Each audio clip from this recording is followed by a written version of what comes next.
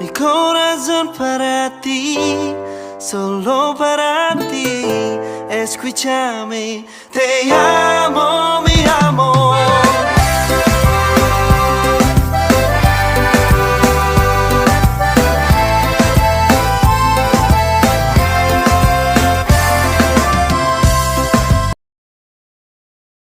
Assalamualaikum warahmatullahi wabarakatuh.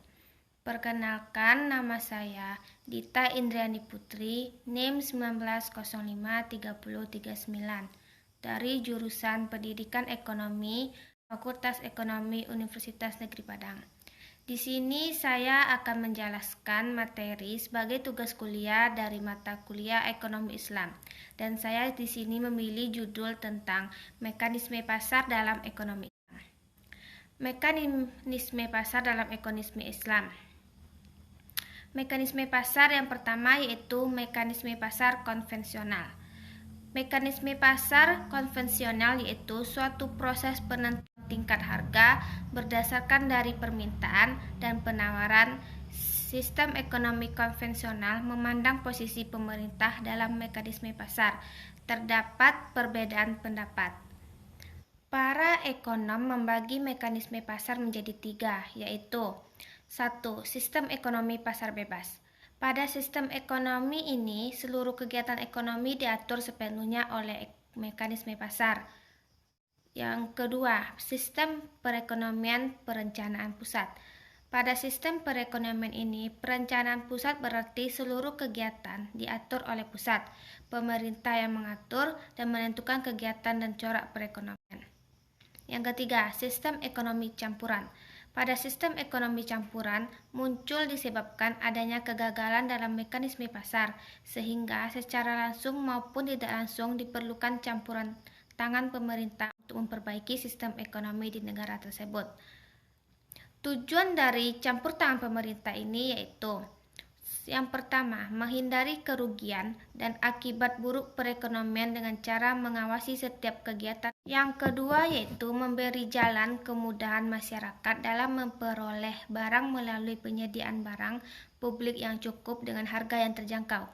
Ketiga, melarang kegiatan monopoli dengan cara mengawasi kegiatan-kegiatan perusahaan besar dalam mempengaruhi pasar. 4.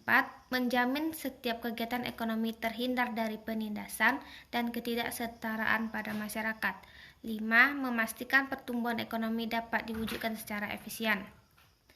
Bentuk campur tangan pemerintah dalam kegiatan ekonomi yaitu: 1. Membuat dan melaksanakan peraturan dan undang-undang. 2. Melakukan kegiatan ekonomi secara langsung. 3. Melakukan kegiatan fiskal dan kebijakan moneter. Mekanisme pasar yang kedua yaitu mekanisme pasar Islam. Dalam konsep Islam, mekanisme pasar yaitu penentuan harga yang dilakukan oleh kekuatan pasar, yaitu kekuatan permintaan dan penawaran. Penentuan permintaan dan penawaran haruslah terjadi secara sukarela. Tidak ada pihak yang merasa terpaksa untuk melakukan transaksi pada suatu tingkat.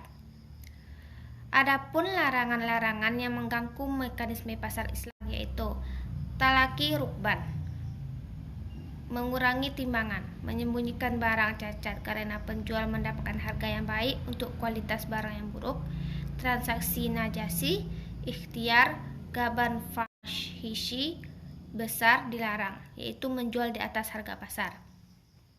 Struktur pasar mekanisme pasar Islam. Yang pertama, pasar persaingan sempurna merupakan struktur pasar atau industri yang terdiri dari banyak penjual dan pembeli, dan setiap penjual dan pembeli tidak mempengaruhi keadaan pasar, dan pasar ini merupakan pasar yang ideal karena memaksimumkan kesejahteraan masyarakat. Ciri-ciri pasar persaingan sempurna yaitu: terdapat penjual dan pembeli, pasar sebagai penentu harga, barang bersifat homogen, setiap perusahaan bebas keluar dan masuk pasar, menghasilkan barang serupa, terdapat banyak perusahaan di pasar, pembeli mempunyai pengetahuan sempurna mengenai pasar. Contoh pasar persaingan sempurna yaitu pasar tradisional, pasar uang, dan bursa efek. Yang kedua yaitu pasar persaingan tidak sempurna, terbagi menjadi pasar monopoli, yaitu suatu pasar di mana pasar tersebut dikuasai oleh satu pihak yang memiliki kuasa lebih. Ciri-ciri pasar monopoli: hanya terdapat satu penjual atau produsen dan banyak pembeli. Barang yang diperjualbelikan tidak memiliki substitusi. Penentuan harga oleh produsen, promosi iklan kurang diperlukan. Kelebihan dari pasar monopoli yaitu biaya produksi yang lebih murah sebab tingkat produksi yang besar. Mutu barang meningkat dan harga murah jika perusahaan selalu melakukan pengembangan dan inovasi. Kesejahteraan masyarakat dapat ditingkatkan apabila monopoli menghasilkan barang yang lebih murah dan bermutu. Kekurangan dari pasar monopoli yaitu hanya ada satu pihak yang diuntungkan. Produsen atau penjual bebas menentukan keuntungan yang besar, sehingga konsumen tidak memiliki pilihan. Contoh dari pasar monopoli yaitu Pertamina, PLN, PDAM. Yang kedua yaitu pasar oligopoli. Pasar yang terdiri dari hanya ada beberapa perusahaan yang mempunyai ukuran dan modal yang relatif besar. Barang yang dihasilkan berbeda-beda, seperti produsen mobil atau barang serupa seperti perusahaan perminyakan. Ciri-ciri dari pasar oligopoli yaitu terdapat beberapa produsen dan banyak penjual, menghasilkan barang standar maupun berbeda corak, adanya kesulitan keluar masuk pasar, adanya persaingan ketat antar penjual, penentuan harga ada kalanya lemah dan kuat, dan adanya kompetisi non harga. Kelebihan dari pasar oligopoli itu pengembangan produk diimbangi oleh kemajuan iptek, penjual leluasa menentukan harga, bisa mendapatkan keuntungan lebih. Kekurangannya yaitu tingkat keefisiensi produknya rendah, kemungkinan terjadinya eksploitasi, dan adanya perang harga antar produsen. Contoh pasar oligopoli yaitu pasar semen, pasar mobil, pasar konter, dan lain-lain. Yang ketiga yaitu pasar monopolistik. Bentuk pasar yang mendekati pasar persaingan sempurna dan pasar monopoli, di mana banyak terdapat penjual atau produsen dengan menjual suatu produk yang sama, namun ada karakteristik. Ciri-ciri pasar monopolistik yaitu ada banyak penjual atau produsen, adanya diferensiasi produk, perusahaan memiliki sedikit kekuasaan mempengaruhi harga, produsen bebas keluar masuk pasar, perlunya suatu promosi, barang yang diperjualbelikan bersifat heterogen, persaingan mempromosikan penjualan sangat aktif. Kelebihan dari pasar monopolistik yaitu menghasilkan barang yang berbeda corak dan distribusi pendapatan dalam masyarakat merata.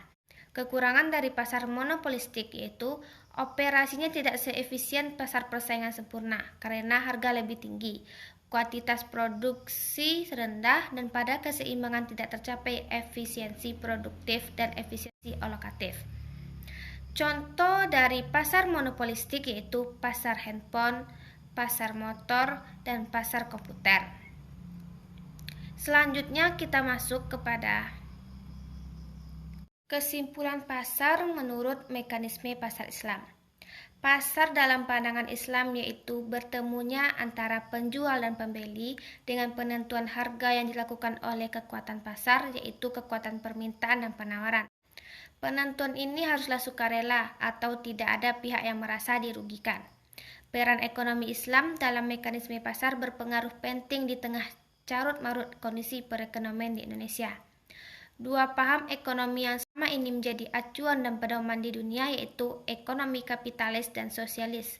Ternyata tidak dapat mengatur mekanisme kegiatan pasar saat ini dengan baik, yang serba tidak menentu dan tidak jelas, malah semakin memperkeruh keadaan.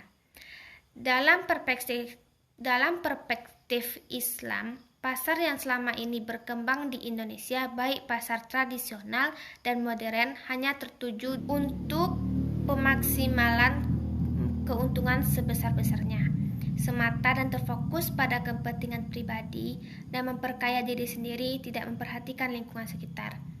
Sistem tersebut kurang tepat dengan sistem ekonomi Islam yang menekankan konsep manfaat yang lebih luas pada kegiatan ekonomi, termasuk mekanisme pasar pada setiap kegiatan ekonomi, mengacu kepada konsep kemaslahatan, menjunjung tinggi asas-asas keadilan. Selain itu, menekankan bahwa pelaku selalu menjunjung tinggi etika kejujuran dan norma hukum dalam kegiatan ekonomi. Dalam hal mekanisme pasar, dalam konsep Islam akan tercermin prinsip ekonomi syariah, yaitu makro dan mikro. Nilai ekonomi syariah dalam perspektif makro adalah menekatkan aspek distribusi, pelarangan riba, dan kegiatan ekonomi yang tidak memberikan manfaat secara nyata. Sedangkan dalam perspektif mikro, ekonomi syariah dipandang sebagai pemberian atau titipan dari Allah dan juga menolak terjadinya akumulasi kekayaan yang dikuasai oleh segelintir orang saja. Kekuatan pasar dalam ekonomi Islam dibagi menjadi dua, yaitu permintaan dan penawaran. Permintaan merupakan salah satu elemen yang menggerakkan pasar. Istilah yang digunakan oleh Ibnu Taimiyah untuk menunjukkan permintaan ini adalah keinginan.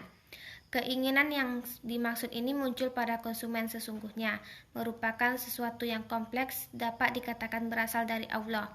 Namun, pada dasarnya ada faktor-faktor yang mempengaruhi permintaan ini, yaitu harga barang yang bersangkutan, pendapatan konsumen, ketersediaan barang dan harga barang lain yang terkait, selera konsumen, ekspektasi, maslahah.